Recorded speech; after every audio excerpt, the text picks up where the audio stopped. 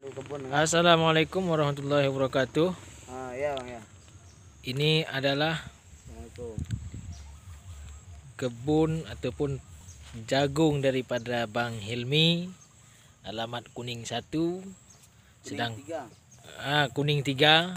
Inilah jagungnya, alamat Kuning 3, Kecamatan Bambel. Jalan masuknya yaitu tepat daripada jalan masuk rumah sekolah SMK itu. Inilah model jagungnya Bang Hilmi.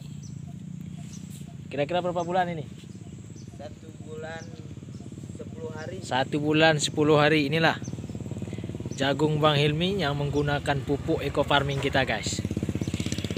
Ya, inilah sahabat sinergi.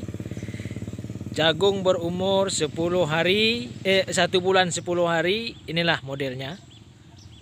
Batangnya besar ya, sahabat sinergi. Daun kembang hijau pekat, luar biasa hasil pemakaian pupuk eco farming dari PT BES. Alhamdulillah hasilnya sangat memuaskan.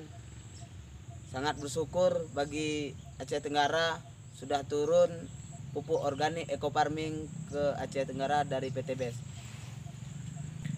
Eco farming, Tanah subur, petani makmur. oke.